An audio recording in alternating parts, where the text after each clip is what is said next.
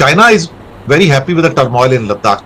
China को तो बैठे बैठे एक किस्म से क्या कहते हैं कि एक ऐसा मुद्दा मिल गया, हाथों में बैठ के तश्तरी के अंदर प्लेटर में एक पूरी सजी हुई थाली मिल गई है जो भारत सरकार ने उनको सौंप दी है।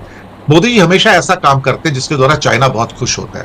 पहले मणिपुर के अंदर जो डिवीजन कराया, वो डिवीजन करवाया तो फिर चाइना बहुत खुश हो गया, क्योंकि कुकी और मैती के बीच में जो पूरा का पूरा जो रिफ्ट आया है वो चाइना को सूट करता है म्यांमार बॉर्डर के ऊपर। और उसको चाइना को ये भी सूट करता है कि नागालैंड हो, मणिपुर हो या बाकी जहां पर टर्मोइल है, वहां पर China will always fish into the water actually. तो फिशी वाटर में चाइना जो है हमेशा स्विम करेगा, तो उसके लिए तो एक सूटेबल कंडीशन है। तो मणिपुर का बिगड़ना चाइना के लिए एक गिफ्ट था, अब मोदी जी ने एक दूसरा गिफ्ट दे दिया। आपको मैं बताऊं, जो लोग कश्मीर गए हैं, जो लोग लद्दाख गए हैं, तो वहां पे उनको दो चीजों का फर्क पता लगेगा।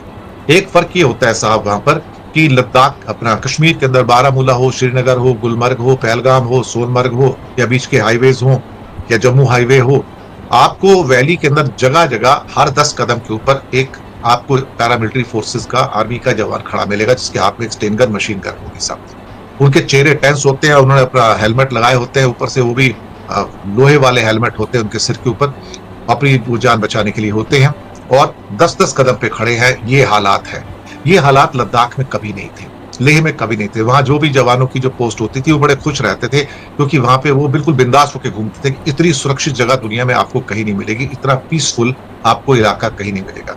लेकिन लेटेस्ट जो तस्वीरें निकल के आ रही हैं वो चौंकाने वाली हैं।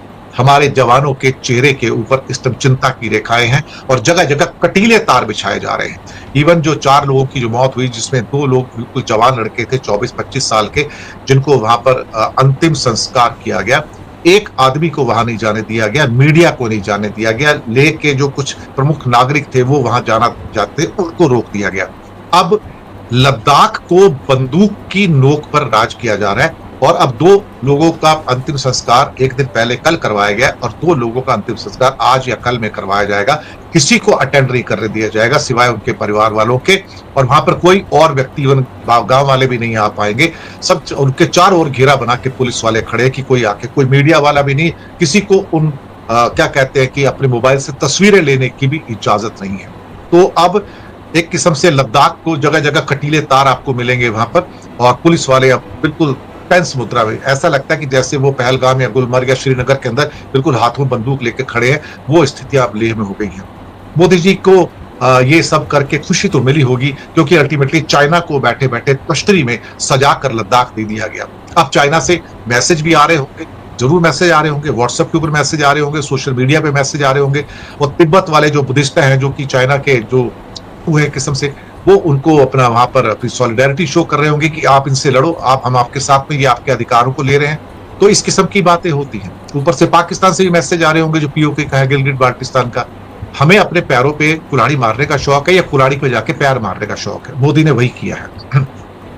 मोदी और शाह ने एक फैसला तो कर लिया है कि हिंदुस्तान के ऊपर अगर राज करना है तो बंदूक की नोक पर करो। बुलडोजर की अगर चला लिए बहुत हो गया, बुलडोजर से बहुत मार लिया, अब लगा कि बुलडोजर से काम नहीं चल रहा है तो अब बंदूक की नोक पर काम करो। आगे कोई भी व्यक्ति आ जाए तो उसको उड़ा दो, खत्म कर दो। अब इंडिया जो है बंदूक की नोक पे काम करेगा। आप यकीन नहीं आएगा कि 1 लाख से ऊपर की सिक्योरिटी फोर्सेस तो सिर्फ और सिर्फ मणिपुर के अंदर है। आबादी कितनी है? 35 लाख। 35 लाख की जनता को हैंडल करने के लिए 1 लाख से ऊपर की सिक्योरिटी फोर्सेस, 8-10 लाख की आर्मी और सिक्योरिटी फोर्सेस कश्मीर में झोंके हुए हैं, और वैली की आबादी कितनी? 60-65-70 लाख टोटल मिला के। आप सोचो, उसको हैंडल करने के लिए 8-10 लाख। एक लद्दाख बचा हुआ था साहब वहां पे, अब वहां भी जितनी आबादी नहीं है लद्दाख की, उससे ज्यादा सैनिक भेजने की कवायद है कि कहीं कोई परिंदा पर ना मार ले यहाँ पे। आप सोचिए, China is extremely happy with this turmoil in Ladakh. उसको तो बैठे बिठाए साहब प्लेटर के ऊपर सजा हुआ खाना मिल गया। अमेरिका के हार्वर्ड लट्टिंग साहब ने कहा कि India needs to be fixed, India को दुरुस्त करने की जरूरत है, इनके अंदर बहुत अकड़ आ गई है, तो इसको अब ठीक करने की आवश्यकता आ गई है। ये जो शब्द है ना, मवालियों के शब्द हैं, बॉम्बे की भाषा में इसको मवाली को शब्द कहते हैं, गली मोहल्ले में, कि इसको चर्बी बहुत हो गई, इसको ठीक कर, इसको जरा 2 लगा के इसको ठीक कर, इसको जरा थोड़ा सा फिक्स कर दे, इसको दुरुस्त करके थोड़ा सा आके। अब ये वहां के कॉमर्स मिनिस्टर भारत के लिए लैंग्वेज यूज कर रहे हैं कि इंडिया को फिक्स करो, इंडिया को दुरुस्त करो, इसकी चर्बी उतारो। ये देख लीजिए, ये हमारी औकात है इस दुनिया के अंदर, ये औकात है हमारी, इस ढंग से हमें ट्रीट किया जा रहा है। रुपया बहुत बुरी कंडीशन में है, और वो 88 रुपए ₹88.90 के आसपास इस टाइम चल रहा है। जी हाँ, ₹88.90 पे आज अभी इस समय जब मैं रिपोर्टिंग कर रहा हूँ, और लगातार रुपया जो है कमजोर होता चला जा रहा है। जी हाँ, कमजोर होता चला जा रहा है।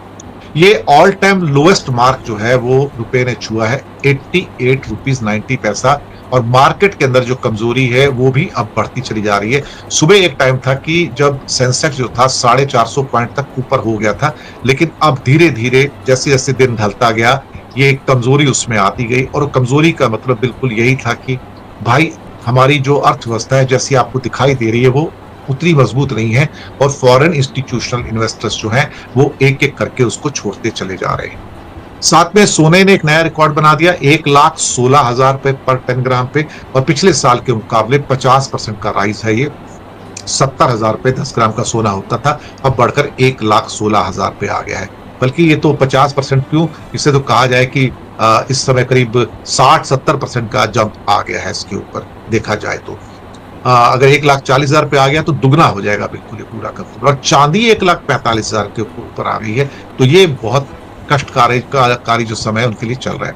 भारत में रेयर अर्थ को लेके इस टाइम हालत बहुत टाइट है, और कहीं ना कहीं अब ऐसा लग रहा है कि चाइना की जो ग्रिप है बहुत टाइट हो चुकी है, और चाइना किसी भी किस्म का इस टाइम भारत को कोई भी जो क्रिटिकल कंपोनेंट्स हैं, टेक्नोलॉजीज हैं, अब देने को तैयार नहीं है। ग्लोबल सप्लाई चेन्स भी प्रभावित हुई हैं, और ये जो सारा का सारा जो मसला है रेयर अर्थ का, अब पूरी दुनिया को परेशान कर रहा है। यहाँ पे अब एक ही सॉल्यूशन निकलता है, और वो सॉल्यूशन ये है कि आप अपनी कैपेसिटी को डेवलप करो। लेकिन क्या आप इतनी जल्दी अपनी कैपेसिटी को डेवलप कर लोगे? अगर आपको कैपेसिटी डेवलप करनी भी है तो आपको कम से कम तो 10 साल लगेंगे इसके लिए, 10 साल।